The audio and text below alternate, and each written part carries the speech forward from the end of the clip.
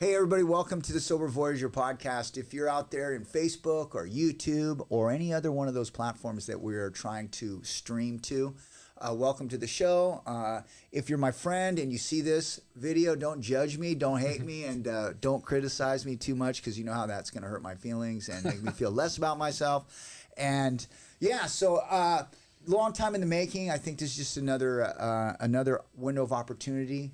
And I've got speaking of windows of opportunities, I had an opportunity to get a really good friend of mine, Mike G, over here. And we have a long history, years now, actually. 10 years. 10 years now. Yeah. And man, if you really think about how it all started, and we're not going to get into the total details of all that. Yeah.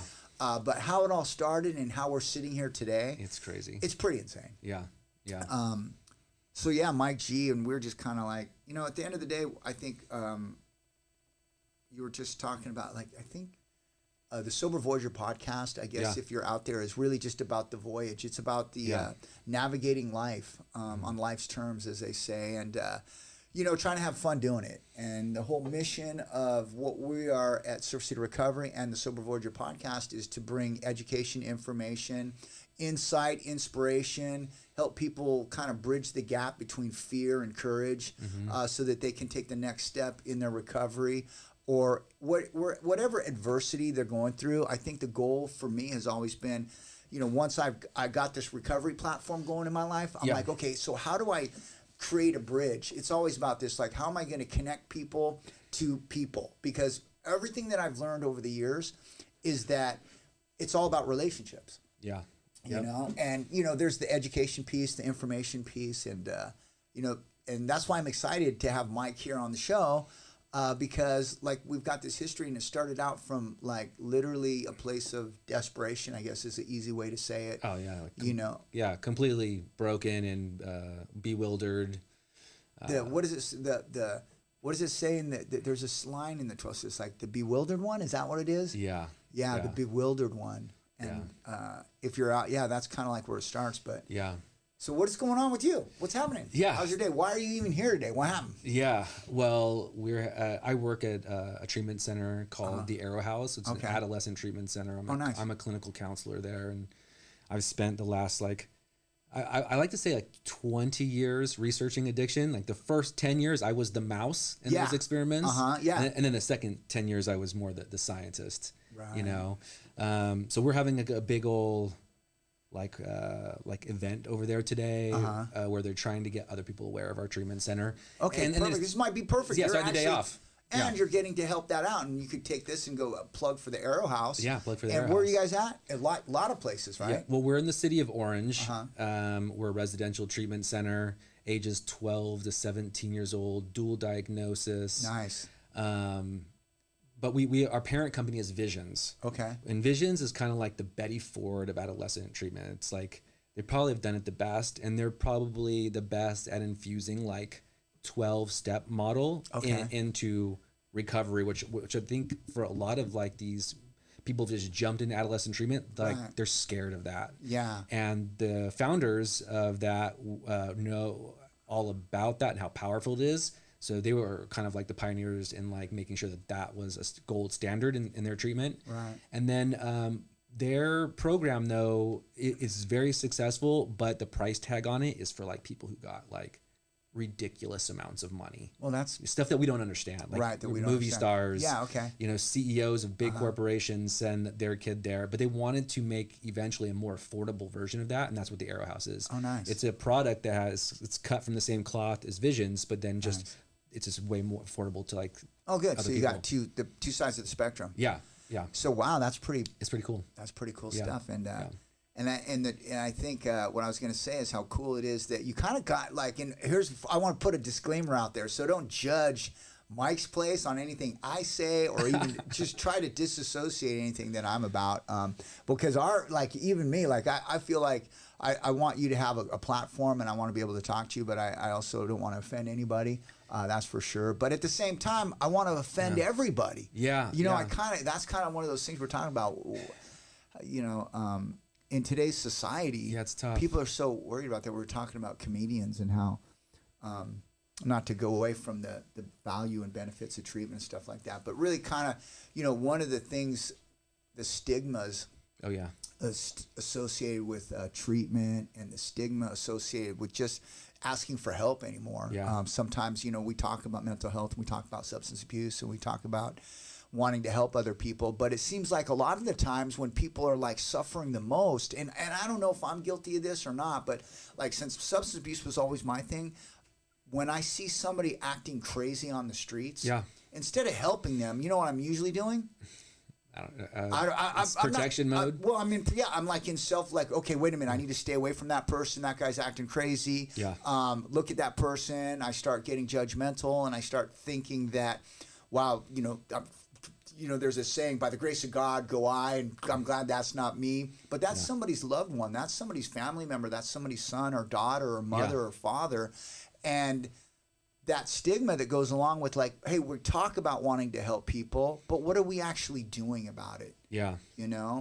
And a lot of times I feel like being on the front lines of addiction is a tricky place to be because of stigmas and because of cultures and because of, I guess you could say, this social environment that we live in today, that is so, it's really, there's so many distractions going on, and I feel like it's not even getting the kind of attention that it needs to get, especially with the homeless population where it's at right now.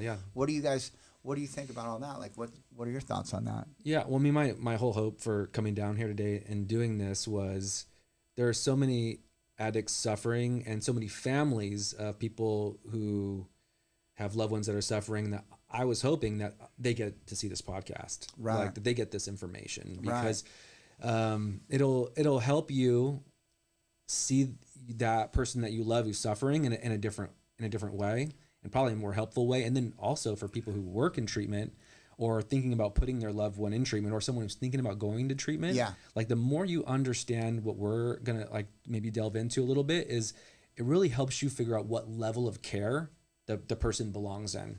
Because it's really, it's dependent on, like, we got to treat this thing more like a disease, because it is one. And I don't even like the word addiction anymore. I don't use it anymore, like, because it's all those things you named, the stigma. This person's weak. For lack of a better term, they're a piece of shit. They're a loser. 100%. So we've attached all those words to addiction. And what it really is, it's a stress-induced brain disease. And so if we said that, none of those other words would come up in our mind. They wouldn't be linked. The biases associated with the word addiction would not be linked. If we called it what it really was, which is it's a stress-induced brain disease. So if you're like, oh, that person has a stress-induced brain disease, people are like, oh my God, let's go help them. Like, what do we got to do about that? We need to go get call the neuroscience in. Right. But if someone's like, oh, that person's an addict, they're like, kind of has that that I'm not safe stress response. Like, oh my God. If he just made better choices. What's funny is we were talking about, like, I remember when we first got introduced to that movie, Pleasures Unwoven. And I think that's one of the things that I kind of really, and I remember just watching it thinking, oh, this is painful. This is so painful. This guy's driving through the through the Utah. The music, the banjo. It was just like, whoa, what's going on? This guy, so it was hard for me to watch. I remember watching the clients in the group room, watching it, going, if I was one of these guys and I was watching this, I'd be like, I'm about to, like, this is it. I'm done. I'm out of here. Because it was just that boring. But and it took me about 3 or 4 times to sit through it. And then all of a sudden, the light bulb went on, and I think that's one of the most important messages that what you were just talking about, how we portray the word, hey, I have the disease of addiction, and how there's this portrayal that takes place as a result of these stigmas that have been attached and associated with the word addiction. And it's mostly homelessness. The part in step 1, the unmanageability, selfish, self-centered. Look what he's doing to his family. And I get it, because I was that guy, and I didn't really care. It's funny. But now, if we go and if we pull up, I don't know if you can. If you can pull up this really quick thing, I was talking about this Pleasures Unwoven, the documentary by Dr. Kevin T. McCauley.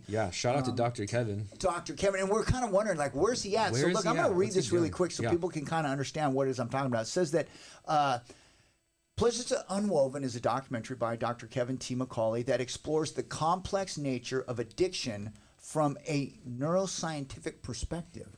Yep. Dr. McCauley presents addiction as a disease that fundamentally alters brain function, particularly in areas responsible for choice, decision-making, reward, and stress. Yeah. The film provides a clear explanation of how the brain's wiring and chemical processes can lead to compulsive drug use, illustrating that addiction is not merely a matter of willpower or moral failure, but a chronic medical condition. Yeah. Yeah. And we'll go back to the key concepts of the Pleasures Unwoven, but just listening to that and your knowledge of it, let's talk about the brain's reward system. Yeah, and then you can get into like really like in the weeds with words like ventral, tegmental, and these parts of your brain. But like just to kind of put it in more layman's terms, we should describe that area of the brain as like the midbrain. Right. Because that's something that like people have heard of before, and it's just easier than getting all wordy. So like the midbrain, and then you have this other part of your brain called the prefrontal cortex. Yes. And so these are the two most important parts that I think you need to grasp when understanding the disease model and when researching data about their neuroscience, what they know about addiction. You know? Right. So, but I think like putting it also like into stories that people can understand really like helps you understand like what it is and what it would be like.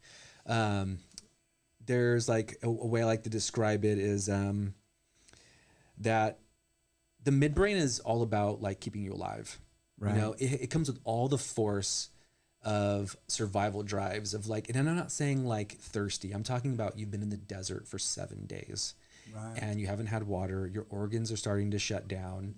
That where your nervous system would be in that place. That's what I mean by like craving. Right. That the midbrain can produce. That's the kind of biology that the addict is up against, because right, it would feel the same of the person in the desert 7 days, no water, and then if I came up to them with a glass of water, the salivation, what would happen, their eyes would get big, like that feeling. Right. That's what addicts are dealing with on a daily basis. And we're asking them that to just say no. Just say no. Right. To not do that. Well, that person would literally, chew their own arm off to get to that water. Right. You know, they would do whatever it took to get to it. So there's another saying like in, it's funny when you said the midbrain, and I know that like in 1935 and 39 when they discovered the 12 steps, and they talked about the disease centers in our mind. Yeah. And they had no idea. Yeah, they were literally right about the location. They were right about the location because the midbrain is actually in the center of your mind, and it's like the fight, flight, I don't want to say the F word, but it's the midbrain is essentially that area of decision-making process where it's like, I need food and water, I need shelter, and I need to procreate. Yeah, it's not conscious. It just fires these drives. It fires the drives. Yeah. And so that's how we are motivated. Our whole, everything that we have in existence today and all of humanity is evolved because of that natural instinct in us to survive. Yeah. It's our survival mode. Yeah. And they use the word in the movie called the midbrain gets hijacked. Yeah. Yeah. It's hijacked. So what is that? So let's talk about the hijacking of the brain, because what we're trying to do is we're trying to inform people and educate people on why it's important to look at your family member with a little more compassion, a little more understanding. And this isn't to give them a free pass. No. But it's to have a clearer understanding of what they're up against, because it's literally, like you said, if you have a plane, like you said, put things in a different perspective. If a plane is hijacked by a group of people, it's been taken over. Yeah. That plane was on a journey. It had a destination. It was going somewhere, just like your child. Your child was born. You're raising your child. He's going to school. He's playing sports. He's doing phenomenal in school, right? And he is on a journey, right? And what happens? He gets injured on the football field. Yeah. He gets injured on the football field, and he goes to see the doctor, and the doctor says, "Here, take a few of these." Yeah, it could be that easy. It could be that easy. And it is that easy. I mean, how many times have we seen people come into treatment as a result of being this is a good kid from a good family. His dad is successful. His mom is successful. He's the top athlete at school. Yeah. And he gets injured on football, and he's given some pills from the doctor. Now, taken prescribed as taken as prescribed, it serves a purpose. But once the dope, like, and we can talk about that too, about what happens with the reward. So the midbrain is also the reward system. It's the system where the addiction takes place, right? Yeah. All of a sudden, it's been hijacked. Yeah. Like that plane that was on a journey, it was going in this direction and it was supposed to land over here, which would have been college, a picket fence, a house, all these things. But all of a sudden, in the middle of it, the brain got hijacked by that dope, by that, what is it? Opiates. Let's just use the opiate. Well, dope is actually the right word. It's because dopamine is the chemical that produces the role. So that's why I think drug dealers call it dope, is because it's short for dopamine. Dopamine, yeah. Yeah, they're selling you a bag of dopamine, whether that be methamphetamine, whether that be alcohol, weed, or something as powerful as fentanyl. It's dopamine. And that's all the brain knows. It just knows that it's dopamine. I don't think even registers at knowing what's producing the dopamine. It just knows that thing produced dopamine, and then all it knows is levels. So like methamphetamine is like probably the highest level of dopamine that you can produce, and fentanyl seems to be really high up there too. Right. Yeah, and so the more dopamine that's released in your brain, it is a cue to the midbrain that this behavior is important for survival. That's the hijacking part, because methamphetamine's not going to help you survive. Right. In fact, it's killing you. Right. But it's tricked the brain into believing that it is a life-saving, life-producing need. And that's the hijack part, is it's fooled the midbrain, because the midbrain is usually taking levels of dopamine and prioritizing that's important for survival. That's why sex feels good, is because we need to do it to keep doing it, to procreate. Another interesting thing that Dr. Kevin brings up too is why a person would be more inclined to eat chocolate cake versus broccoli if they were starving. It's not actually that chocolate cake tastes better. It's that it produces more dopamine because it has more calories. Right. And you need to be able to distinguish the difference between the two, or else you'll die. And so it makes chocolate cake taste really, really good, because it needs it to, so that you will survive if you are in a situation like that. Which is kind of fascinating. That is fascinating. I remember that took a minute for me to register that too, when he breaks down the chocolate cake thing. Yeah. That's another one of those aha moments though. Yeah. Yeah. That is actually a defining moment in understanding how the disease model works and how the midbrain basically processes the chemicals in different foods. But mostly, since we're talking about drugs, methamphetamine was one of the most powerful and most destructive thing in my life of all the other substances that I'd ever taken into my body.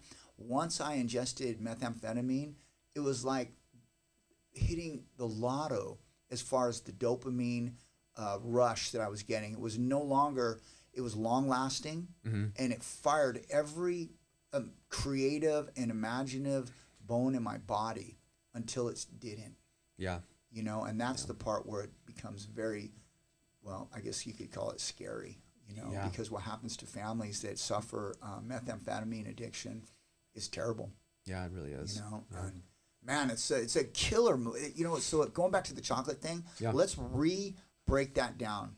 So how would you re-describe that? Let's talk about that a little bit. So things that produce dopamine are, the midbrain is going to see them as important for survival, and it needs to be able to do that. And that's what our dopamine system does. It makes us repeat and crave behaviors that are important for survival, because if we don't, then we'll die. Like when a baby gets born, the first thing they do is they want to get that baby addicted to food, because it has to. So it produces dopamine, so the baby will want to do it again and again. So it's a really important part of our system, and it has to be there. So the other part of this that's really important is that there is another chemical that's released with dopamine that's called glutamate. Now, glutamate locks everything in the environment into your memory, like maybe for a lifetime, if it's a high dopamine producing event. Right. And it has to, because it needs you to remember how you got the substance, or how you accomplished the behavior that gave you the dopamine that's important for survival. So like a good analogy for this is like caveman times. Let's say like you are wandering around, they don't have GPS or anything like that, and the tribe stumbles upon water. It's like, oh my God, we're going to live. And it creates a massive dopamine spike. And so dopamine will give them the craving to drink the water, to keep the tribe, and it'll produce that craving and that excitement that they're going to need to like continue to forage into this hard environment to find those things. And then glutamate will be released to lock into their memory everything in the surrounding area to help them find it again. It'll let them know like what the trees look like, what it smelled like when we were close to water, what animals we saw, where was the position of the sun or the moon.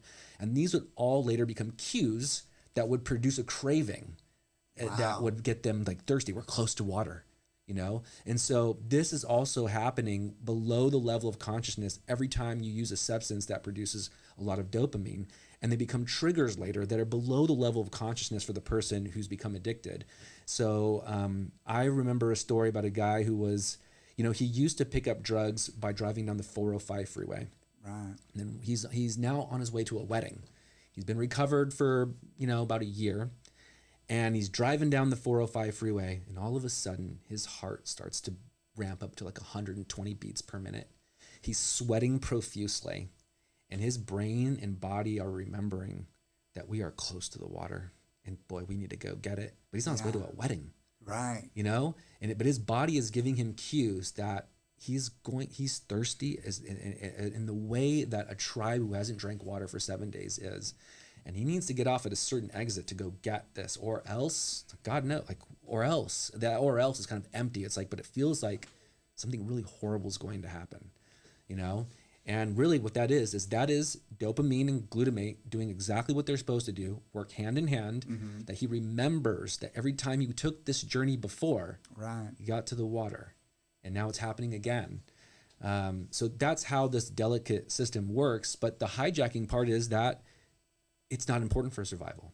And in fact, it's killing him, that's the crazy part, is that his brain thinks he needs its survival while it's actually producing his death. Isn't that the most wildest? That's such a great story. Yeah. Like, it reminds me of an incident that, it's funny how you just kind of broke it down. And I'm impressed, Mike, by your, what you've learned in the last 10 years. You just like, it is so impressive to listen to you talk right now. That's only half of the insidious diagnosis. Yeah. The other half is this thing called hypofrontality. Like, listen, if you're a drug addict or you love a drug addict, you have to know what this word means. You have to understand this concept. All right, listen up, everybody. Yeah, so listen to this part. Write this down. Get a pen and paper out. If you're frustrated with the person who has addiction in your life, or you, the addict, or angry or hate yourself, this is the why behind it. And it's really interesting you brought up Alcoholics Anonymous, because it's actually laid out on page 24. They did it in their 1920s version. You could change one or two words and add in basically some analysis of neuroscience, and we wouldn't have to change the statement at all. Right. You know, they really nailed it. But hypofrontality is, while that's happening in that person on the 405 freeway, while that's happening, their fight or flight system is in all the roar of a person who's running away from a tiger. Right. You know, simultaneously what's happening is the frontal lobe, which is all your personality, all your values, your memories of the pain and suffering in the past that help you make good choices in the moment. The things that the hierarchy of your values, it all lies in that part of the brain, and that part of the brain shuts down. Like, you have to really grasp the totality of what I mean by that. So it's like, I actually like to use a tree, if anyone can see the tree in the background. Like, if you look under a brain scan at some of the structures in the frontal lobe, it looks very much like a tree. It has these branches and all stuff. And like, data lives in those trees. Really important data for like who you are as a person and what your motivations are. All that data, all those trees in that frontal lobe go absolutely dark. You have no access to that information. While you're in a fight or flight, I have to get this or else. You're powerless. You're powerless. Your power is the frontal lobe. And when hypofrontality means that the frontal lobe actually goes dark.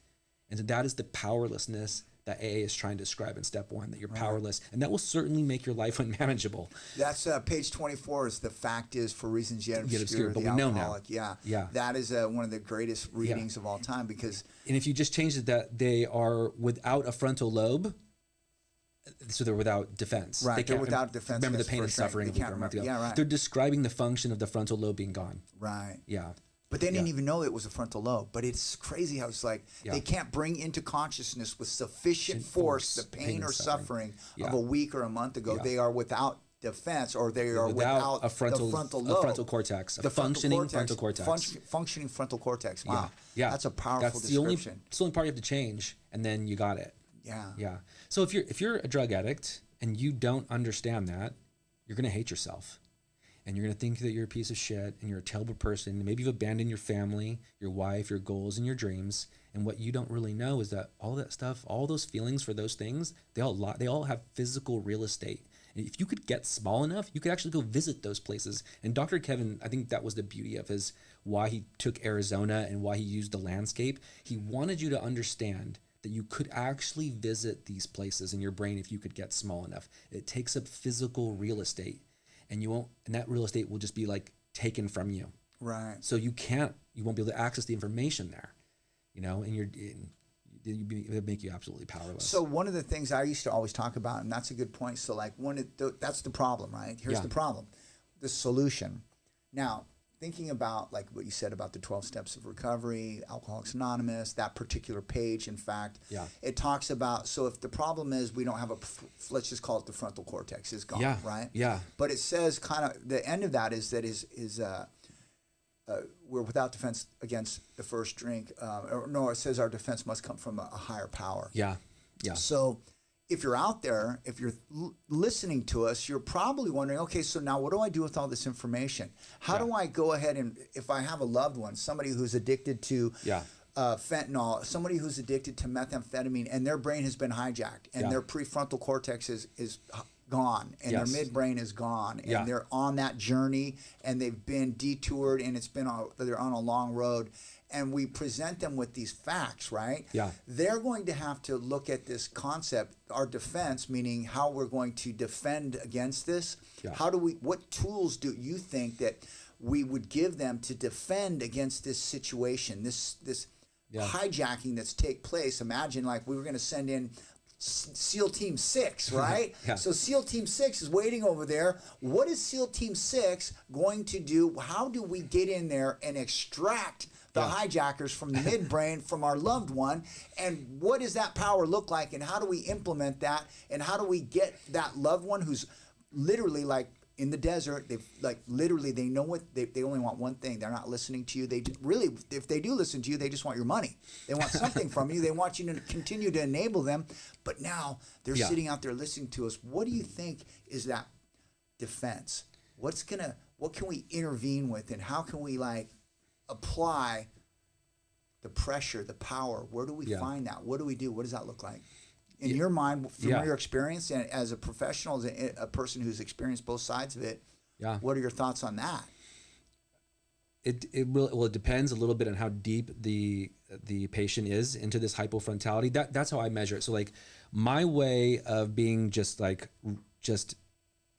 here's my way of diagnosing is that I try to pretend almost like I have X-ray vision goggles on, and I'm seeing through their skin into their nervous system, into their brain, and I'm asking them questions and looking at behavior to try to assess to what level of hypofrontality are they experiencing. And let's go ahead and just describe hypofrontality one more time. It's a big word. And we're like, what are they? Hypofrontality? Like, what is that?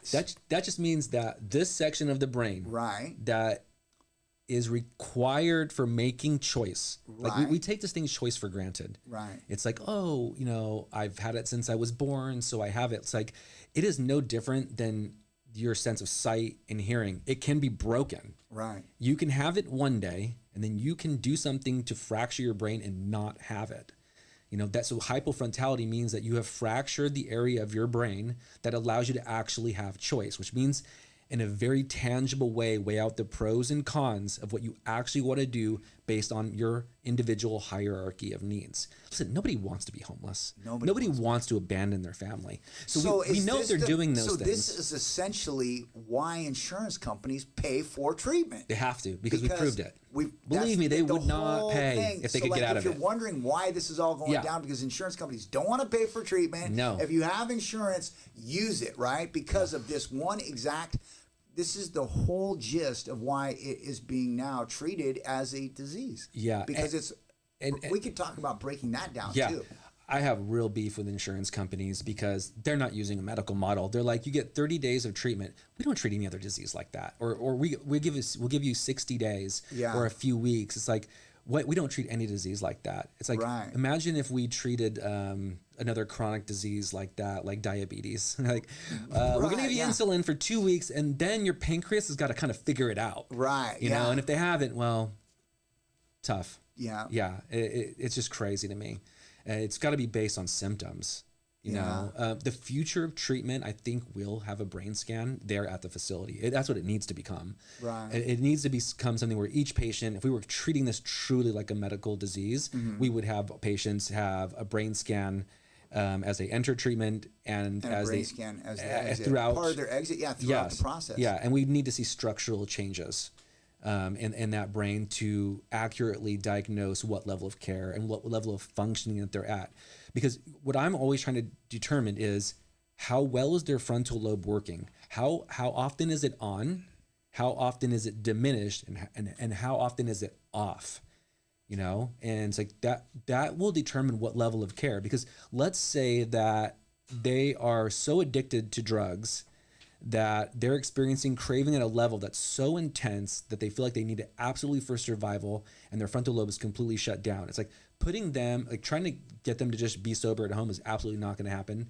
Even at a level of like maybe like a IOP is not going to work. Like they need medical detox, and then they will probably need a significant stay in a residential treatment center that will be a barrier to them and to the drug through that initial intense craving and that rebuilding of that like frontal lobe capacity. And then once you've seen that, they've got some education around this thing that they got. And this is what I look for when I want to think that someone's ready to go from residential to like a PHP is, are they still trying to rely on willpower, which they actually don't have? Right. Or do they understand the biology and the neuroscience enough to have the humility to accept their diagnosis, and now they're thinking more about strategies? Right. Like they're using strategies instead of willpower.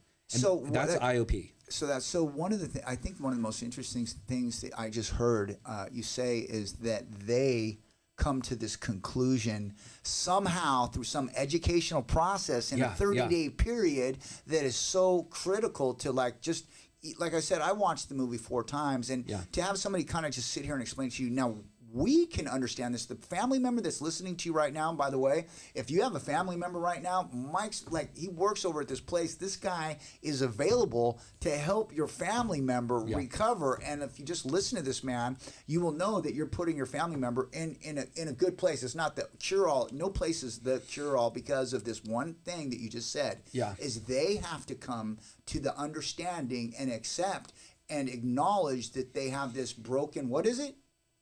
Their brain, the brain is broken, but specifically it's that frontal cortex. It's the frontal cortex. Yeah. So if they don't understand that, and if they don't become willing to even acknowledge that it exists, they're going to continue to find and seek pleasure, because even the name Pleasures Unwoven, right, is the whole concept model is that I have a broken pleasure center. Yes. My pleasure center is the thing that drives me. The dopamine is what creates the pleasure. Dopamine creates pleasure, whether, like you said, whether it's the methamphetamine. And craving. And craving. Yeah, maybe more importantly, the craving. The craving, the jonesing.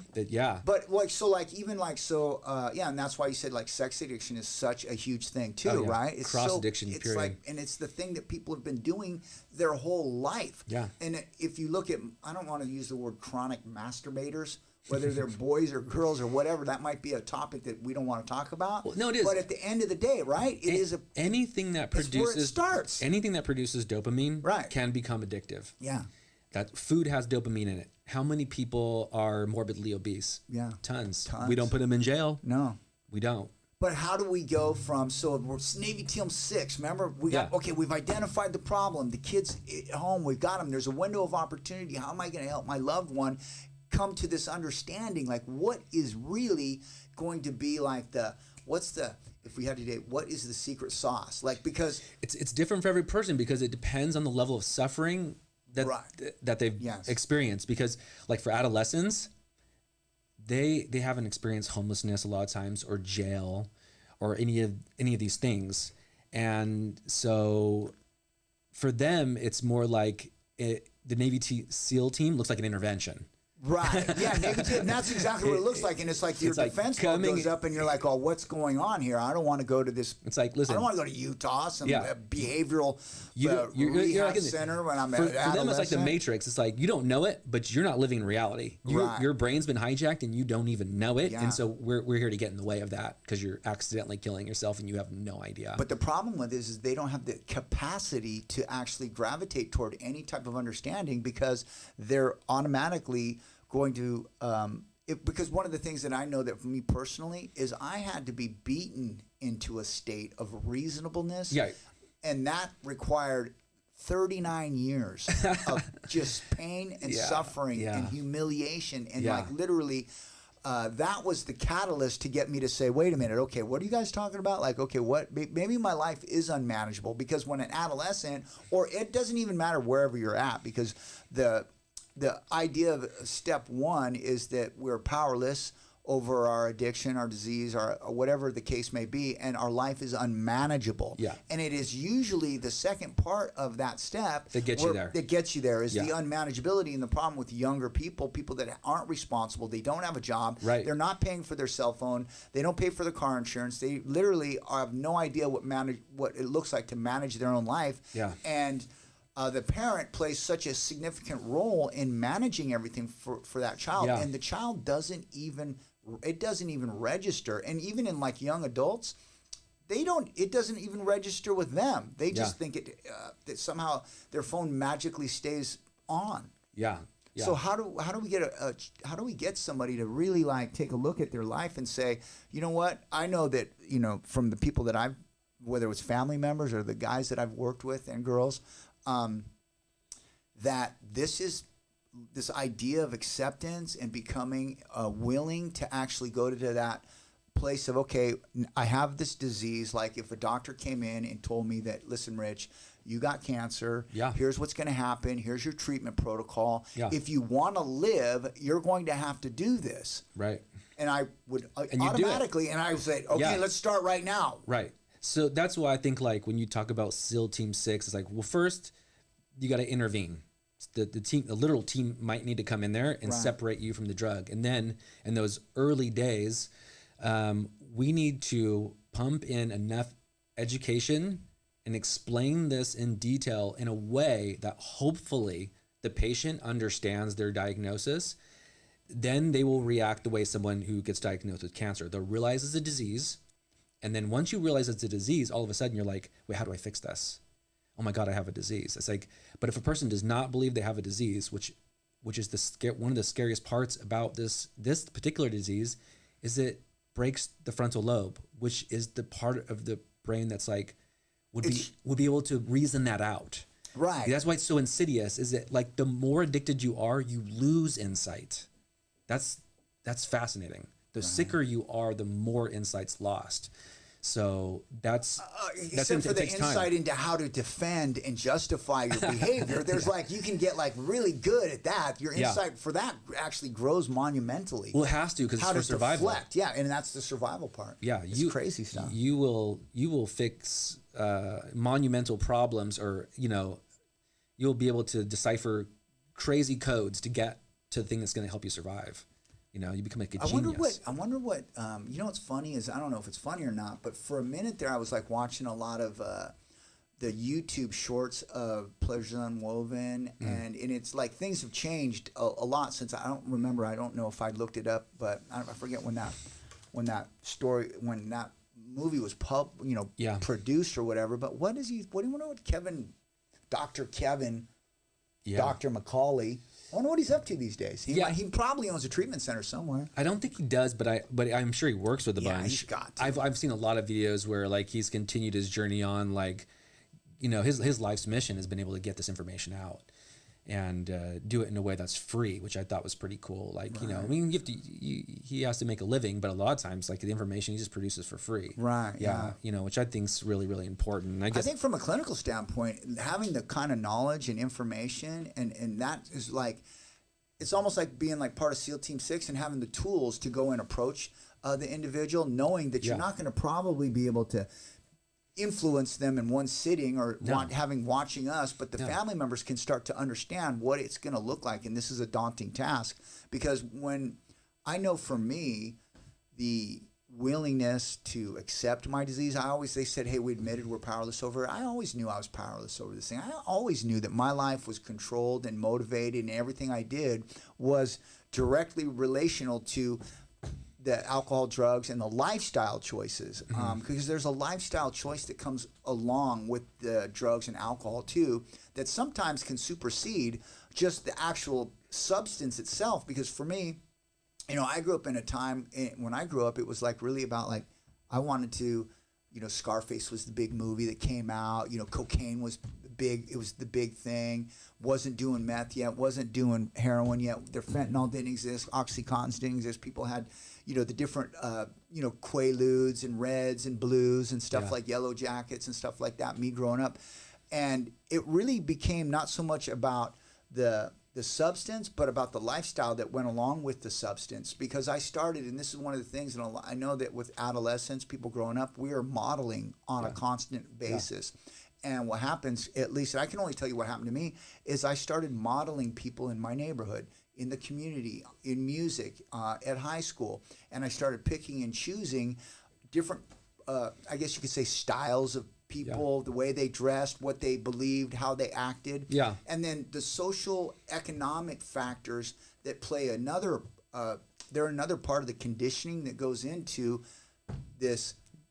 You think so? I think it does. I don't know. What do you think? Do you think so a lot of times, so the guy that, I gave you the description of the person that becomes addicted to, he was on his journey, and he was going he was going places, and then he broke his leg in football, got on OxyContin, and everything. Now his brain's been hijacked, and he's off in another direction. And but rich or poor, that it doesn't matter. It doesn't matter. Or color of skin. But for me, I grew up, and before I ever even, I guess my dopamine started coming from shoplifting.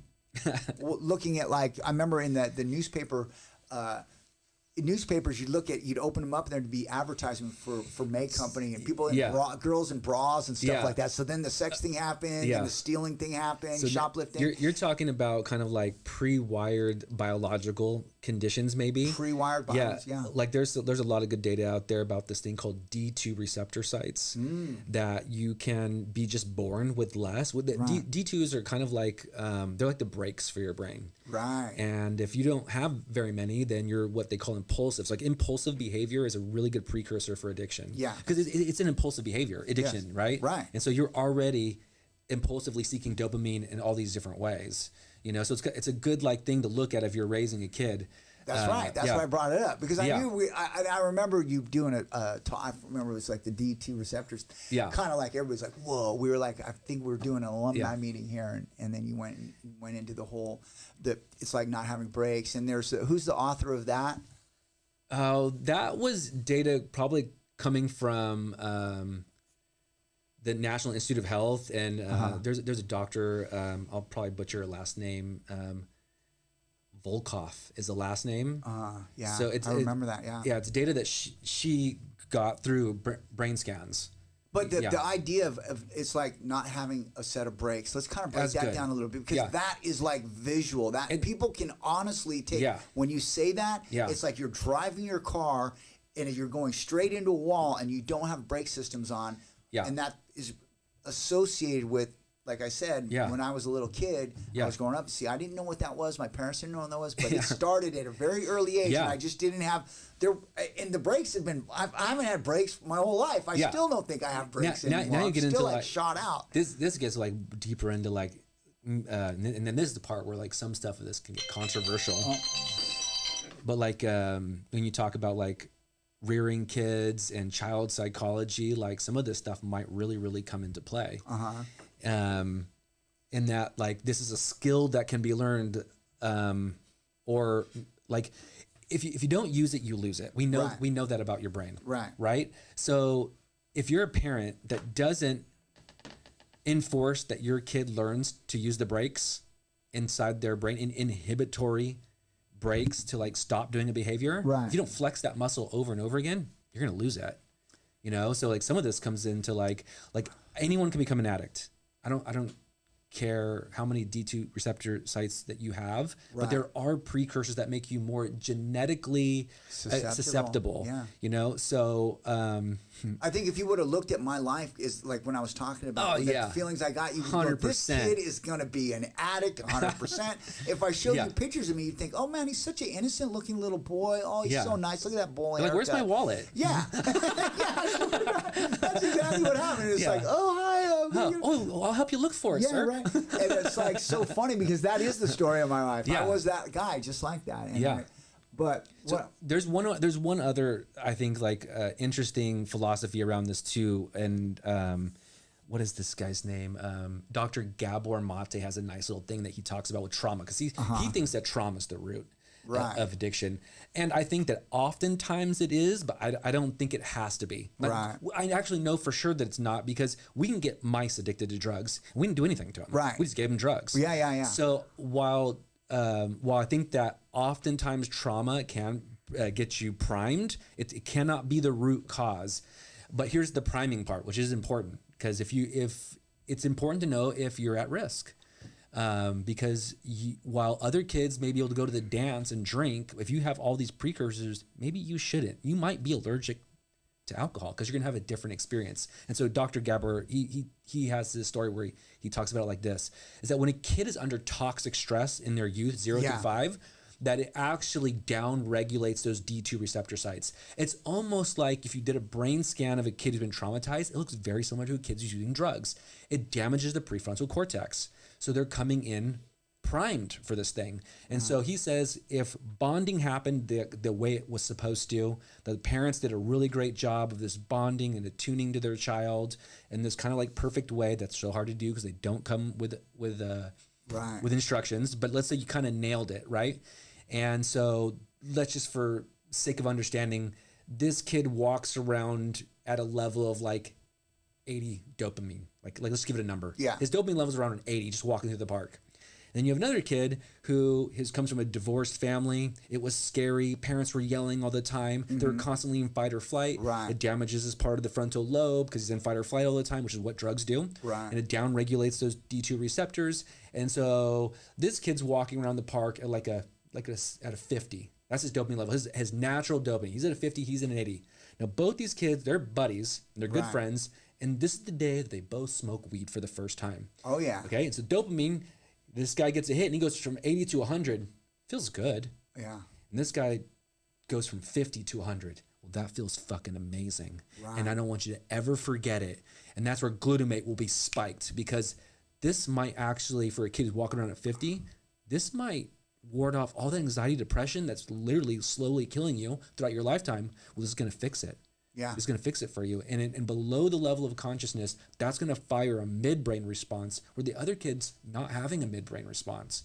And that's why this one's primed for addiction and this one's not. You know? Got it. Yeah. And it's like we can look at diabetics the same way. If I eat a candy bar and a diabetic eat a candy bar, we're going to have two completely different biological reactions. You know? Wow, that's really good insight right there. That was a great description right there. And because it took me back to the day, honestly, that took me right to the day that I smoked weed for the first time. Me and my best friend, and it was the same thing, only the difference was both of us went, woo, to the next level, you know what I mean? And it was like, oh my God, we're going to do this every single day for the rest of our lives. And I don't care what happens or who gets in the way. I mean, we immediately went on this, like, literally it launched that fast from day one to, like, literally jails, institution, and death. And I just think that is so powerful to really, like, and one of the things that we have to look at is when we're talking about, hey, the defense must come from a higher power. When a kid is a kid and he's in your household and you're still the parent, you have a responsibility. And the most important thing is first to educate yourself on these facts that we're talking about and be able to identify them in your children, and then be able to start the interventions early and start recognizing behavior patterns that are associated with literally impulsivity, what that early defiant. So I do a lot of talks with parents, and I think what that early intervention that you can do for your kid is you have to figure out what you feel is like in a healthy way. But like for a child to have a desire and then honor it, you want to kind of parent in a way where you get them to have a desire and not honor it on a pretty consistent basis, because that is the muscle that needs to be flexed. Okay, explain that. A desire and not honor it. Yes. Okay. So I desire chocolate. Don't do it. Like, so have it, feel it. Have the feeling. Feel that desire. So like, hey, I want this, and then not giving in to the desire. And then think about maybe, like, here's the healthy part. It's like, you don't want to like get in, creating an eating disorder where there's one where you don't have one. Right. And so in the beginning, I don't think you need to get a ton of explanation. It's just about like explaining this to your kid, that this system works in their brain and body, and you want to practice oftentimes having a desire and not honoring it. Yes. Like I saw this come up with a parent who was asking me, he's like, I noticed that my 5-year-old son has found the pleasure spot in his body, and he is going at it. Yeah. Is that normal? Is it not normal? And so me coming from an addiction background, understanding dopamine and how it works, right, and understanding impulsive behavior, my idea was, and something like that, is that you would explain kind of this process to your kid, that it's like, oh, you found this like really nice spot in your body. Like, you don't want to shame them. It's natural. It's normal. Yeah. It feels good. That's great. But then there's these also like, and this gets so controversial today because everything's body positivity. We have this kind of postmodernist viewpoint that like anything you feel, go do it. Right. Because that's right. And it's like, is it right? Maybe it's not right. And it's not, because we know because we know what it ends up doing. When you honor every single feeling you have, your life ends up a mess. And that's why we have structures in our brains that actually make you go, and we have structures in our brain that make you stop. Right. Because biologically, this is important, And so my like the suggestion to that was like, educate your child first about like what's culturally appropriate, like, because he was doing it like everywhere, right, in front of all the friends coming over and this and that, and his son even had told him that like his penis hurts because he had to rub this thing raw, right. So the dad, we worked together to kind of explain that, like, so that's too much. Your body's letting you know the fact that it now hurts is that you went too far. Right. But there is a balance. It's not no, but it's not raw. Right. You know? He's like, so sometimes, son, you're gonna have the feeling and you're gonna have to not honor it. And I'm gonna help you learn how to do that. Like, we'll distract ourselves, like, we'll play a video game or we'll go do something, or but we won't always honor it. And I felt like that type of parenting in a lot of different situations, like with fast food,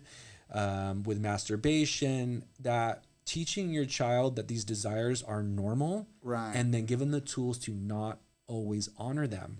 One of the things, and I remember when it's so funny, is that I'm hoping people, as they listen to this, they immediately identify like their own life incidences and scenarios, because the first part of like the realization that this starts to make sense is when we individually, as parents, as addicts or potential addicts, when we start identifying with these behaviors that are like not even associated with substance abuse right now. Right. These are just everyday. This is life on life's terms. These are the things that everybody's going to go through. This is just part of life. Yeah. And like you said, we live in this postmodern time where everybody's just succumbing to their feelings. Hey, like, you feel that way, do that. That's okay. Let's go. Let's go. Let's go with it. Go with it. Yeah. And one of the areas that I noticed to be so, I guess you could say, traumatic for me as a kid, and this is one of the things, was the word no. We see that constantly at our treatment center. Yeah, so the word no it's like nails on a chalkboard for a lot of adolescents. It would just trigger me into no end. Like, literally, I could not handle. That's a good precursor. No. And this is something to look forward, because if you take my life and I go back, I just wanted to do this, and what you're saying makes such. I'm literally, if I would have been explained a little bit more about, instead of just saying, and I remember this word. Because? Yes. Because. And it's because I said so. Oof. That was a thing. That not a good parenting strategy. That's not a good parenting strategy. No. Because why not? Because why? Because I said so. And what I think parents don't understand is, like, we're learning how wildly intelligent a 5-year-old is. Yeah. And if you can get skillful at explaining difficult things in simpler terms, they can get it. Right. And you can teach these skills at a very, very young age, and it's so much more powerful than because I said so. You know? Yeah, exactly. And that leaves a kid confused, angry, hurt, but doesn't understand that answer at all, and just further makes them want, like literally, as soon as their back's turned, they go and do it anyway. Right. It's like the classic, don't touch the red button. Yeah. You can have anything in the garden except for that apple. Yeah. Yeah, it's going to make you want it. So it's interesting, like using that terminology is like learning how to basically say no. Yeah. And but with an explanation as to why, and hoping, and not really hoping, but really having a foundational explanation, and literally like having, I guess you could have cue cards. We could make flashcards, like literally to give to parents on these topics that are going to come up, and how to explain it, address it, and explain it. And I think that's what we should do. Probably should. Yeah, that'd be a pretty good tool. You're giving your kid basically exercise for their frontal lobe if you do this, because if they start to understand that I have a desire and that's normal, but always honoring it will damage a part of my brain. And so I'm going to practice not always honoring it. You're literally giving them like bicep curls at a young age for that frontal cortex. How often do we see people in grocery stores with their families and their children are just crying, screaming, and they want this, and they give them the thing. They give them the thing. Yes. Yep. Yeah. That's how it all starts. Isn't it crazy? But what the kid generally is wanting is connection. And so if you get down on one knee and you give him a hug and you'd say, I know you really, really want that, you know? Yeah. And, I really love you. And, you know, and just you have to trust me that I love you. Right. And then the kid will agree. Yeah, I know you love me. And it's like, I think sometimes this and too much will hurt you. And I can't do that as a parent. I love you way too much. Let's go home and play together. Let's go home and do something together. Yeah. And then it's like, is that harder to do than handing them the lollipop? Absolutely. Yeah. Does that take a little bit more time? Yeah. But it teaches your kid how to regulate their emotions, to hear the word no, and to associate it with connection. And I love you. That's why I'm saying no. That not a negative. I'm pushing you away, or just because. Because I don't want you to have it. Yeah. And you're normalizing the desire as well. It's like, that's not the problem. Yeah. So it's crazy how young this stuff can start, you know? Wow. And you look at the vast amount of people who are homeless and their lives have been destroyed, and they think that they're a terrible person and that they're a horrible person. And really what they don't know is they're just akin to being blind or deaf. Their pleasure center has been fractured, and their frontal lobe, which is all of their personality, all their desire, their love, your spirituality probably lies a lot there in that frontal cortex, just been destroyed, you know, and they're not bad people. And the saddest part is, it's almost like you're asking your loved one to pick up this 10,000 pound weight and they can't. And then they're ashamed that they can't, you know? And then they're getting shamed by you because they can't. They can't do it. Yeah. Yeah. So that's heavy stuff, kind of. Here's that's kind of crazy. I don't know the facts on this. This is just my stuff that, like, from doing some research that like I'm starting, because you were talking about where does the spirituality part come into play? So I got some theories. Oh, right. Yeah. And I don't know if this stuff's true, but you know, theories are okay. Everything's a theory anyway. We can prove it out though. Yeah. So maybe we'll have our own experience and we can share. I can share. Maybe I'll have something to share. Right. Okay. I've had a lot of spiritual experiences in my recovery. So check this out. It wasn't until like the 2000s, I think early 2000s, that we found out that we have neurotransmitters in our heart, which is weird. Right. You know, it's supposed to be this organ that just like pumps blood. Right. But the fact that we found that there's neurotransmitters in there, I think is really fascinating. And then we also found out, I think even before that we have neurotransmitters in our stomach. And like, we have words for this, like I have a gut feeling, right? Right. And so it's like intuitively a long time ago, we knew this. Yeah. And that's like, well, we came up with language to try to describe it. But now we've actually found out that you have neurotransmitters in both of those places. Like, you know, what my heart wants, you know, or speaking from the heart. It's like, these are all terms we've always said, but now the biology's matching up with these terms that we came up with. You know, so here's like my theories, right? Is that addiction is in the brain, right? It hijacks your midbrain. And a lot of our thinking, which is like, it's constantly problem solving. But you know what else does that? Is kind of like what they call Luciferian thinking, where it's constantly looking at certain things as like problem fix. I think that like postmodernism and kind of like oppressed narrative. Marxism comes from this place where they're trying to solve a problem, and they're relying on their brain to be able to like problem solve. But really, that's only one set of neurotransmitters, right? We also have them here and here. Right. And so maybe recovery is the balance of those two things, that like too often human beings are thinking straight out of this organ when they have forgotten how to use this one and this one. And that is the balance, you know, and drugs work on this one. And so it's like, if we were going to balance that out, I think like Buddhist practices and the things that we're learning about meditation, as I think it reawakens your like understanding of how to get feelings and thoughts from here and here to combat what's happening here. And that is the balance. Because if it's all up here, then I think you end up Luciferian type of thinking, which will solve problems. But drug addiction is about solving a problem. I have a desire, I solve the problem and I get it done. Right. But your heart and your gut know. They know different, that something's wrong here, you know, and there's another way. So I think maybe that is the balance. That is the spiritual part that AA has figured out, and that a lot of other cultures have figured out, is I think they have figured out ways to get information from the gut and the heart to kind of balance out the head. You know? So that's interesting. They do say the longest journey is 18 inches from your head to your heart. Right. So it's like we know this stuff intuitively. We come up with these sayings, you know, so it's like we know. How do you access? I wonder, like, you know, right now it's funny too. It's like I think that like this last the words of affirmations that people really like focus on today. I know a lot of times manifesting our destiny is part of awakening. Like there's a part of me that believes that when I'm in prayer and I'm in meditation, I'm somehow accessing, because I've had exactly, it's like what my heart wants, and I've had that gut feeling, and it's usually, my gut feelings are warnings usually. So whenever I have a gut feeling, it's a warning. And whenever I have a heart feeling, it warms my heart.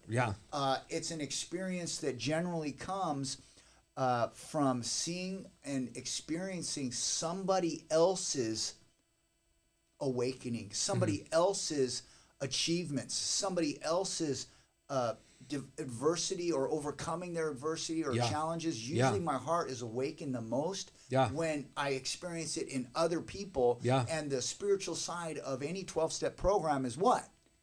It's spiritual, right? It's constant thought of others and how we can be of service to them. And in that process, it awakens the heart. And then that starts communicating and working together with the head, because it seems to me like every time I've experienced, you know, what's funny is I'll never look at things the same way after today, especially when it comes to my heart and my gut feelings, because I know now that there's something happening at that level. There's something happening. Yeah, because it's a biofeedback system for sure. It is a biofeedback system, and that's what I'm saying. And because emotionally, I'm detached for the most part on a one-to-one level. I don't get emotional about life, death, good, bad, when it's somebody close to me. But when you're a witness. But when I'm a witness to it, my heartstrings are pulled. So people love sports. That's why that's why I recently paid like $300 to get the NFL game ticket, because I love watching the game of football. Because you're seeing other people do something, and it's like they're working as a team, they're battling something, and they're achieving something, and it's what they're doing is scary. It's terrifying, and they're pushing through that, and they're like working together as a team, and they're achieving something only they could do together against insurmountable odds. I think that there's another thing too. We cheer. The crowd goes crazy. I don't know. I think sports is kind of a bad example, because I feel like sports are a construct too to distract. It's another addiction that you get. Dopamine receptors really get triggered pretty at a high level. I know that because what no happens, one's gonna be homeless over watching football. Yeah, but what happens is it's a distraction. Like part of the disease of addiction too is escape. So what happens is, like the alcoholic, the addict, the number one reason, it's like there's a saying, he just can't, he's trying to escape reality. It's true. He doesn't like his reality. Well, so sports is another escape from reality. Yeah, it's true. The day-to-day grind, what we're doing every single day with our family, our friends, and our relationships, even at the level of this distraction from really the one-on-one connection with two people. Now we're connecting with LeBron, I was sitting with my mom and I was trying to show her something. I was trying to be like, this was biblical stuff I was showing her. I was showing her stuff I was trying to, I had this window of opportunity to share with my mom some things that I thought were important that I wanted her to see. And so I had up YouTube. I took advantage of this moment. She was at my house and I kind of trapped her. I broke out the Bible because she's a doctorate of theology, right? Yeah. And I started kind of reading through some scripture. I wanted to explain some stuff and I showed her some things that's been on TV a lot lately and what's been happening. And as important as it was, and I kind of broke down some stuff for it, as important as this was, you know what happened? She saw on the YouTube screen some YouTube videos of LeBron James, and she instantly went, oh, look, there's LeBron. Let's watch that. Yeah. She went from this really important subject matter. Yeah, she didn't want to talk about that. She didn't want to talk about that. Yeah. She wanted to look at LeBron. Yeah, well, anything can be perverted, I guess. I mean, so I just feel like, all I was saying is like, so yeah, the fandom and stuff like that, but it does trigger a response either way. Yeah. But getting back to the spiritual side of the only reason I said that, because I think it's important to kind of like, how do we get those neurotransmitters in our heart to start triggering? If the journey is to get my head to my heart, and what I was talking about earlier is the power. Like, remember when we first started talking, it's like the defense. How do we evoke that? How do we instill that? How do we inspire that in somebody? And in the 12 steps, it's about helping other people is what gets me fired up. Yeah. All of a sudden, there's a dopamine. There's an effect that is produced when helping somebody else and seeing their life change.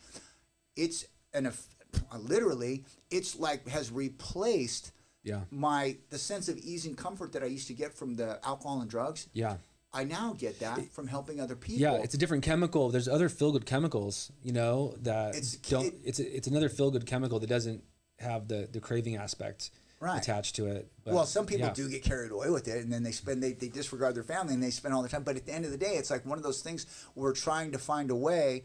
Let's just say if we're trying to do an intervention, we're trying to find a way to get people distracted from all these areas, right? Yeah. What is, when I was saying like, so in order to like find that sense of ease and comfort that comes from the disease from alcohol or drugs, and replacing it with another ease and comfort, something else that's going to, like a Milky Way, like the whole thing at work, rest or play. Remember that commercial? There's Milky Way. Yeah. Or like, and then there's the beer commercials, right? After a long day of work, everything. So now we're looking at an opportunity today. Yeah. Somebody's out there and they're dealing with a family member who's addicted. Yeah. And we want to try to introduce them, like, not just to like, hey, listen, go to a meeting, go to treatment, go do this stuff, because they're not really there yet. But we know that that there's an opportunity to either A, teach them to deny themselves, like this feel-good moment. Hey, don't do that for just a little bit. Let's practice some, what do they call it? What do they call it when you're trying to control things? But not abstaining, but there's like that. 1 minute. So it's balance. What is it? It's like inhibiting? No, it's kind of like what I was thinking is like you're trying to practice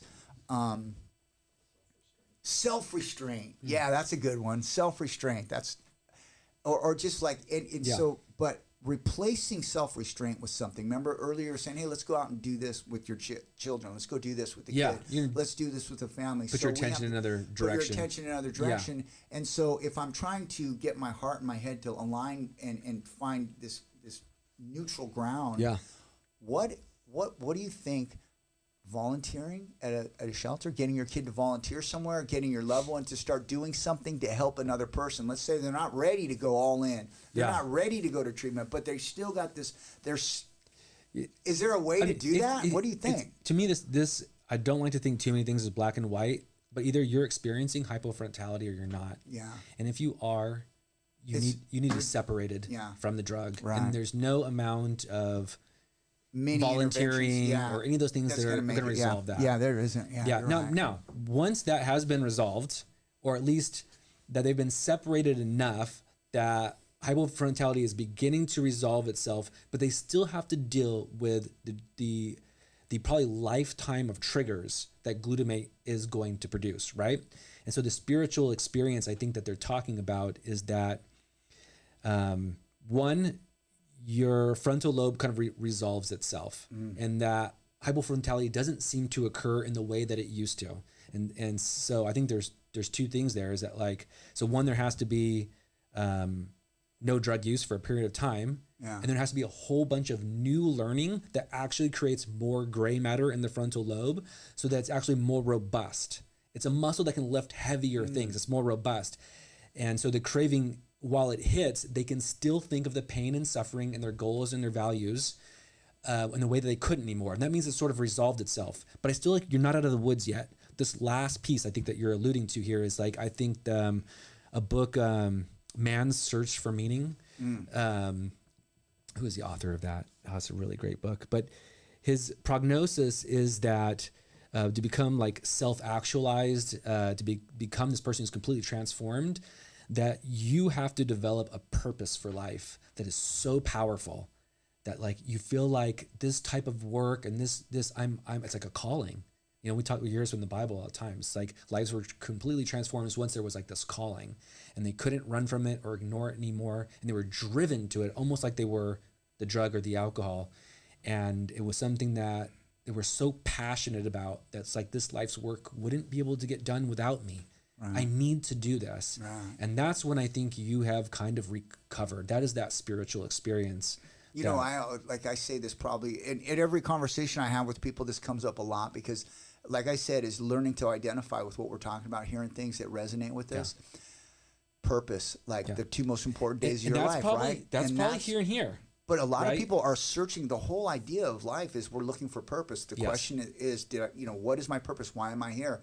And the beauty about recovery and the beauty about trying to get your loved one into a place of recovery is because they can take all their greatest character defects. They could take all the pain and suffering that they've had, and they can turn it into a purpose. And that's to help other people achieve a new life, to revamp, renew, and reclaim the life. And instead of, it's like that's SEAL Team 6 basically is discovering purpose. So you've been on this trajectory that got hijacked, and now you're literally going straight into the ground. Yeah. That plane's going to hit the ground, and until you find a new purpose in your life to like unhijack the hijacked brain. Yeah. And what happened to me in recovery is the same thing that happened to you. And that's why you're even sitting right here, because obviously it's obvious to listen to you right now, and your purpose has been to help other people, especially now with the adolescents that you're working with. You've been able to take your years of experience as a football coach, as a husband, as a father, and then as a recovering addict as well. Yeah. And you've been able to apply that into a purpose, and that's what's given you this platform to educate yourself and bring the awareness to other people. And now the whole literally is being like fulfilled, not just filled, but fulfilled.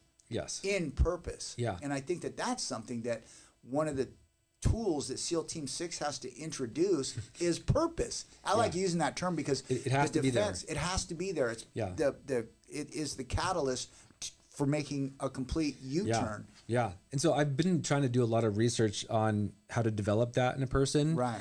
And so I was listening to like a lot of Jordan Peterson, because this is something that he thinks about a lot too, is that identifying what in the world grabs your attention, that's like shiny, because it's not really obvious to like why that is. Like I'm working with a person right now, this young man, and he loves cars. He always has. Yeah. And it didn't go away, so that was something in the world that was shiny to him. Right. And I don't care about cars.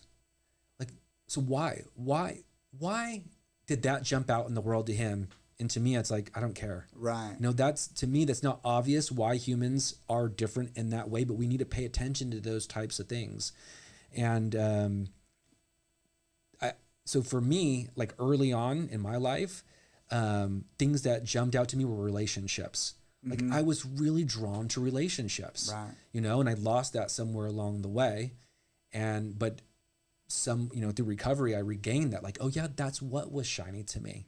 One human being to another, eyeball to eyeball, heart to heart, that was my jam. Yeah. And it was rediscovering that.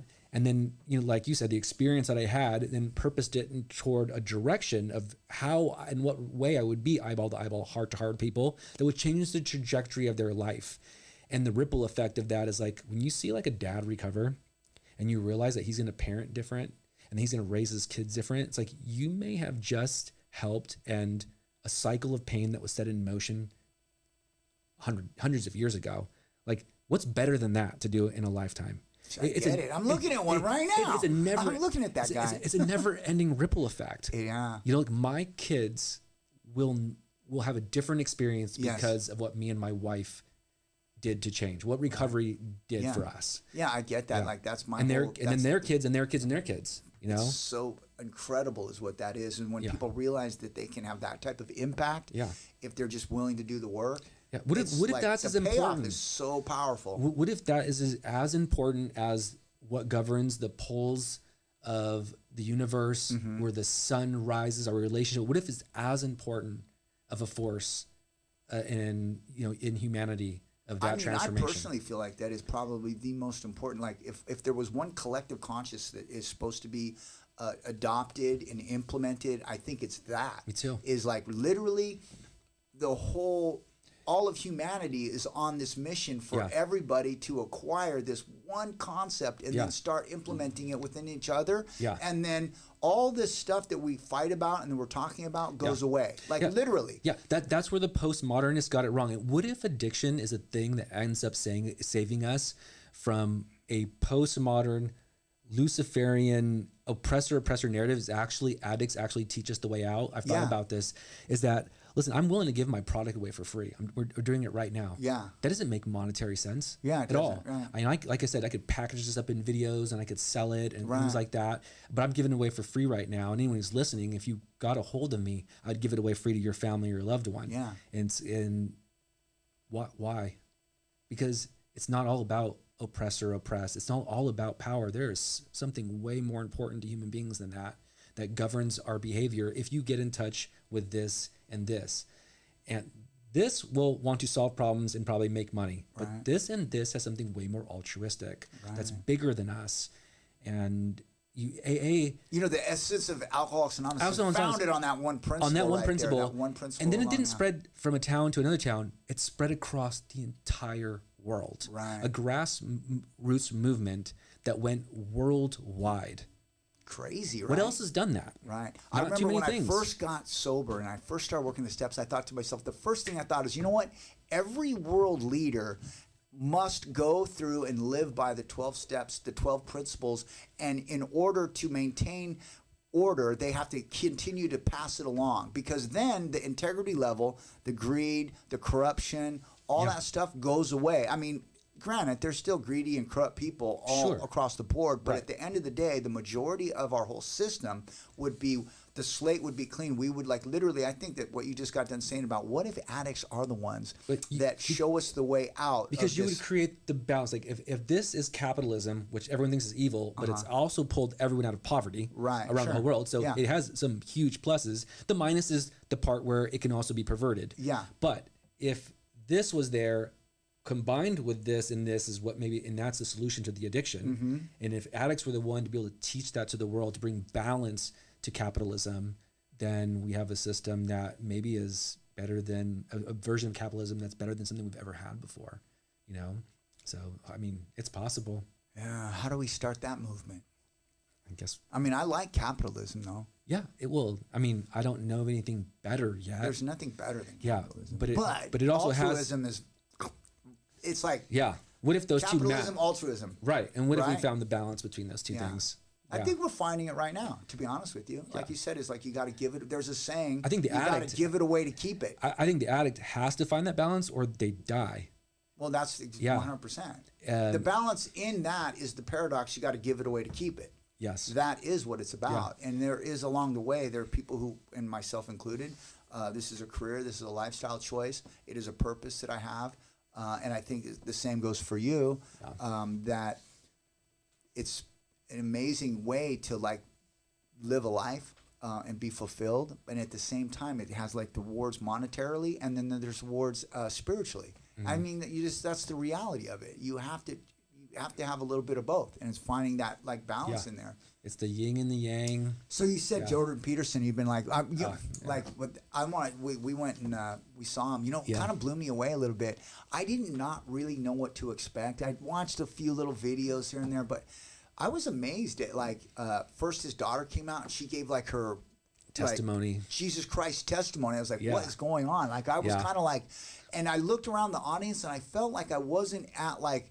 Around, it didn't seem like this is like, it seemed a very multicultural event, like 100%. If I had to just use the best term, people from all different walks of life. It was really a great mix of people. It was, and I think that was like the first thing I noticed, and then I noticed when he was very clear agnostic. I think he mentioned, is there any atheist or agnostics? And he kind of made that, and everybody kind of identified in the audience was so.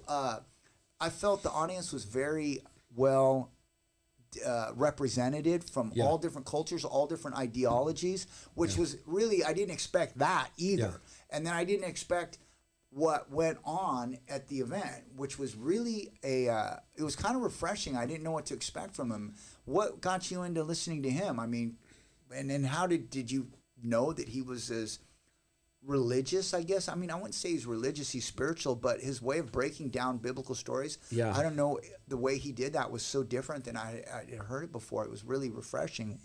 What got you into that? That was interesting, like, kind of like events. Is like, I guess, like, when I was a kid, I had a weird prayer to God. When I was a kid, I was like really, really into God, more than all my other. I grew up in a sandlot neighborhood, and my connection to God was, I think, a much deeper level than the other kids in my neighborhood, and and that made me kind of weird in a lot of ways. You know, like I didn't just feel like I was praying and it wasn't a one-way radio for me. Right. I really felt like I could hear the voice of my conscience in God.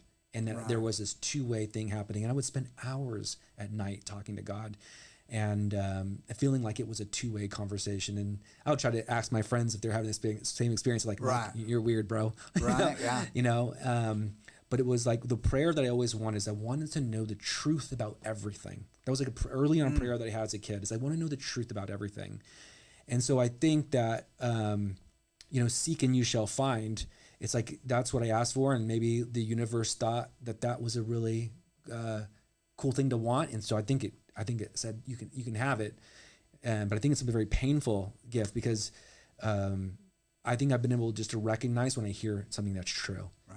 And so I remember, this is like just when there was no humility. I remember early not liking AA because I felt like this is like the watered down version of the truth. And I was like telling everyone, you know what the truth is? You got to listen to Carl Jung. Carl Jung is the one who knows what the truth is, only to come out to find out months later that Carl Jung was the inventor of the idea of spiritual experience that was adopted by the founders. Right, yeah. So it's like stupid, it's like, Well, that's there's a saying in the line, there's a line in the book, contempt prior to investigation. Right. That is another apropos, like, it's amazing how many like one-liners that come out. Wait, who said that? That's Herbert Walker? I'm not sure. I think so. But then my journey was that when I read Carl Jung, I knew that what he was saying, he was onto the truth. Right. I knew it. I could feel it in my heart and in my gut, and it reminded me very much of the prayer dialogue that I had as a child with God, and knowing things that I don't know how that I know them. And then Jordan, I found, while researching Carl, it led me to Jordan, because Jordan aligned himself very much with the teachings of Carl Jung. And then when I heard Jordan speak, I was like, well, this guy is also, he knows the truth about so many things. And his evolution, like early on when he's talking, young Jordan Peterson, he's, as a behavioral scientist, it's, it works all in this one area. And then as he grows spiritually, he starts to realize, he goes, I think, maybe from an atheist to an agnostic. And I would imagine at this point that I don't want to speak for Jordan, but it sure seems like he went along. He progressively. He's not even believing, but knowing at this point that God exists. Right. And Jung. So that's the part. Jung was the same way. When he was asked, "Do you think that God exists?" He said, "Think." I know. Right. Like there's famous interview with him saying that. Oh right, yeah. So it was a progressive experience for him. Totally. Like, and I think that for most people in recovery have had that experience. Either you came in believing 100%, or I think step 2 is we came to believe. Yeah. And the hope is that through the process and experience with other people in the fellowship and hearing other people's testimonies and stories, that's part of this coming to believe. Yeah. And I really am. Sometimes I hear people talk about. I don't know if it's even like, I don't like talking about what other people share about, but it just seems to me that there's a lot of people that whether it was this attempt to disprove or discredit the existence of God today, and the need for a higher power, the need for me, I'm a Christian, so I've always been lucky enough that I've had this relationship with Jesus Christ from the time I was a kid before, and I was always, and it wasn't because I went to church or the Bible or it had nothing to do with that. It just happened to do with one incident where I had explained to my neighbor that I was having these I didn't know what they were, but I was 8 years old, 9 years old, and I felt like I was being visited by demons and evil spirits in my sleep, in bed. Well, I wasn't even asleep. It was happening in my room. I just felt like I was possessed. Yeah. And he told me this. He said, "Rich," he goes, "from now on, whenever that happens to you, whenever you experience these evil spirits or whatever it is, I want you to say this." And his name was Big Richard, we called him. And he lived 3 doors down from me. And he was probably I don't know, I was probably 8 or something. I was 3rd grade or 2nd grade. Yeah. And he was already driving a car 16 or 17. Yeah.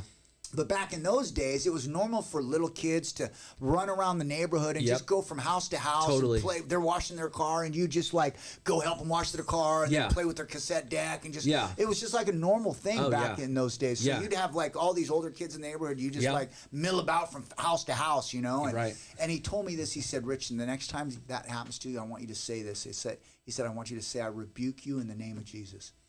And and for whatever reason, this has stuck with me since I was 8 years old. Yeah. But I went home and I did that, right? And it went away. So I had a positive.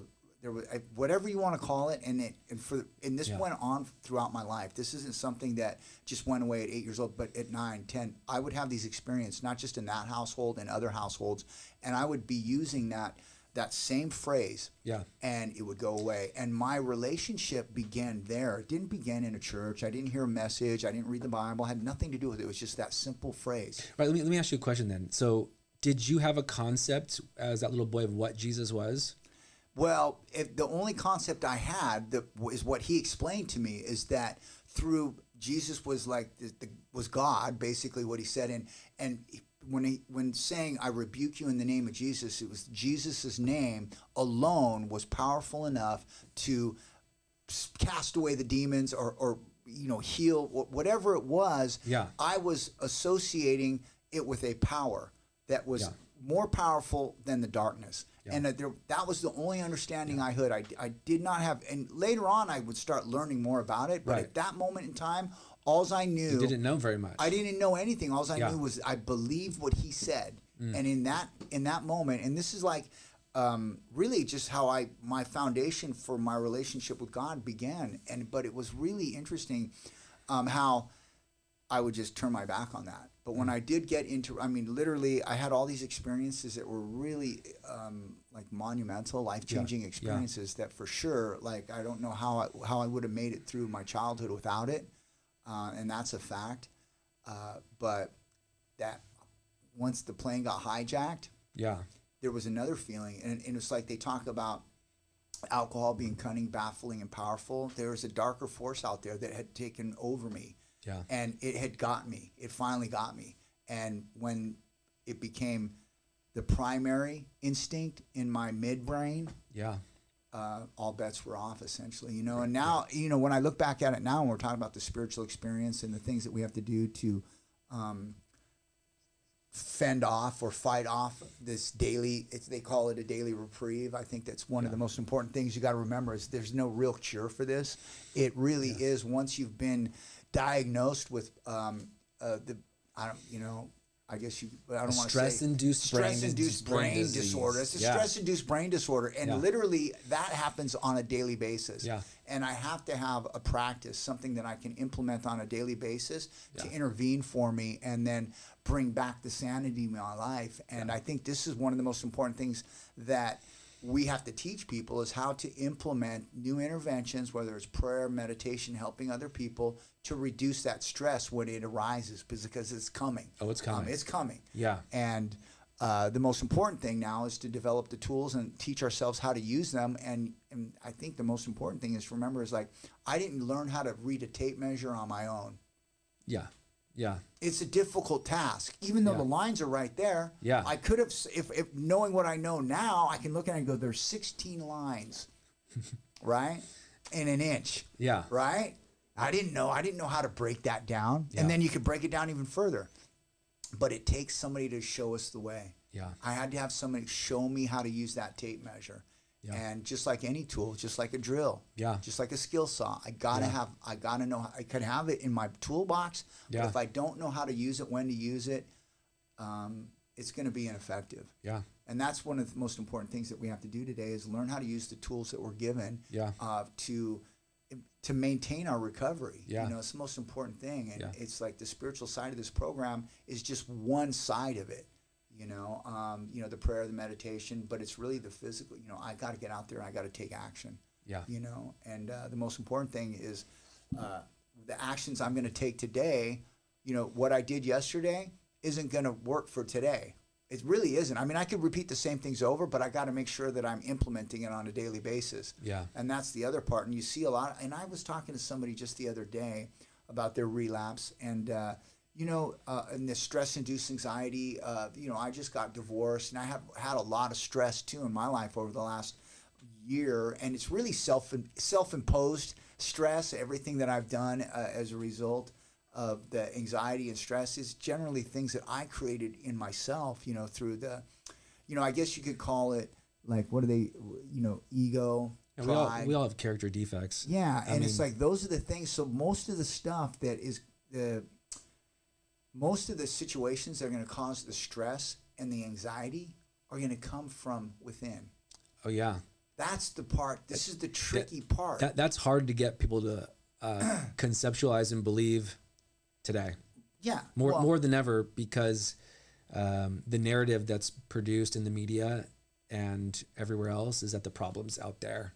And if you solve the problem out there, then you'll be okay. Right. When it's an opposite deal. And that's the part where you have to really get to a place. Yeah. And one of the things that I'm learning about my situation and the situation I put myself and my family through is that I really have to take a deeper look at what I was doing and why I'm doing it on an internal level. Because I can have all this information that we're sharing about. I got all these tools. Yeah. But guess what? I'm failing in it. Yeah. I've done things that are like, okay, you know what? I could have done this differently.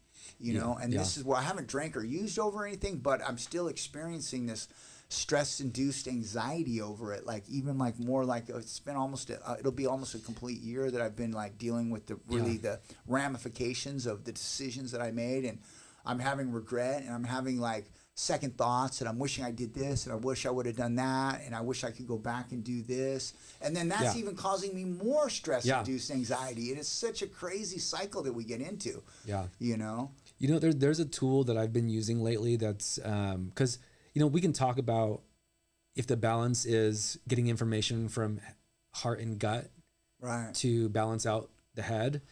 So it's like, I was a football coach for like 20 years. Right. And so I know the difference between like good coaching and bad coaching. Right. I talk about this a lot with the kids and with parents. It's like, this is what a bad coach sounds like on a football field, right?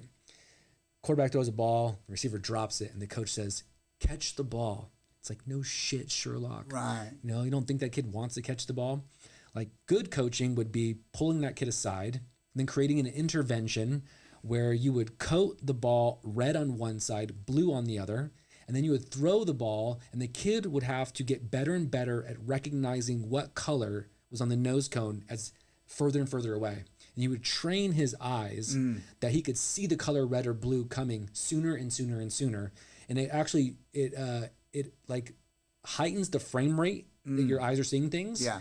And so that you'll be able to pick up the speed, velocity, and the position of the ball faster, thus you can catch the ball better. Like that's good coaching. Right. So if we're going to teach people how to get from gut and heart and to access that, like we got to come up with like very specific interventions that are like step one. This is how you do that.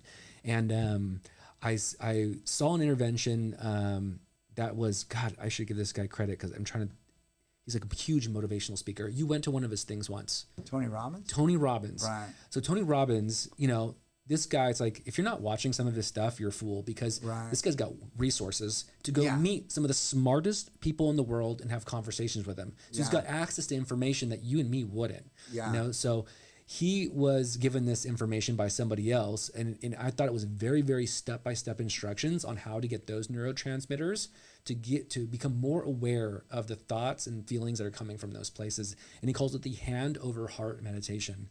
And so it goes something like this, where it works best if you get skin on skin. Mm-hmm. And so first I'll write down a question. Here's a question that's been baffling me. Like what, I don't know, it could be anything like, what should I do next in my life?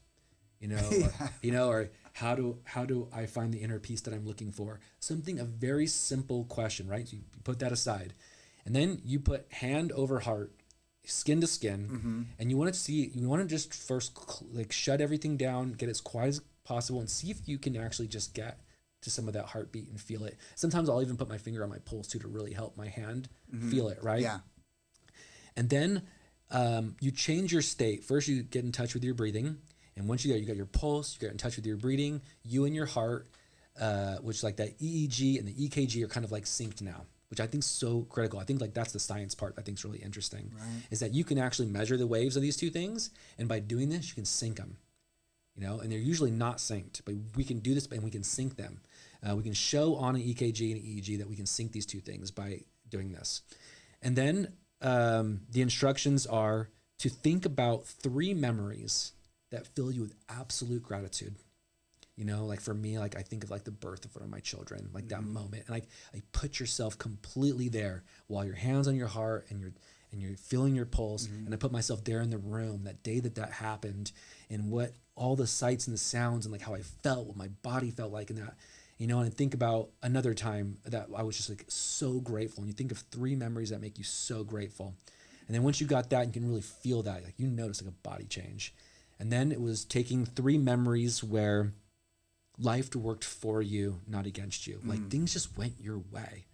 You know, it was better than a coincidence. It was like more important than that. It was like the stars aligned that almost made you feel like there is something out there. There is some guiding love force, right? You think of 3 memories that you can do that. Well, once again, skin to skin, your heart, and you gather this up. And in between each lens, you come back to the breath, And then that third one was, what is the answer to my question? And it's like the first thing that comes out, I swear, usually it's so simple. It's like not your head would want to explain the details of, you know, and here's the calculations. But when you do this, it just is like 3 words. And as soon as you do it, you're like, oh my God, that's the truth. Like, that's what I should do. That's the answer. And it's usually so simple. And so like, these are like, I feel like step-by-step instructions on how we can begin actually doing like good coaching to help people who are out of hypofrontality, though. This will not work when you're in the throes of your addiction. Yeah, right. Yeah, but like, we were talking now more about like, what's that long-lasting recovery, purpose of life, complete transformation. I think that's like an actual like tangible intervention if an addict's listening to this who's got a year of sobriety and life's hitting them with 17 uppercuts, you know, and their cravings starting to perk up and you can escape from it all tonight. Hand over heart. Ask yourself the right question. Ask yourself a good question. Ooh, I like that term, hand over heart. Yeah. Hey, so let's do this. We got to take a break because it's like a break time, huh? What time do we got right here on the clock here, everybody?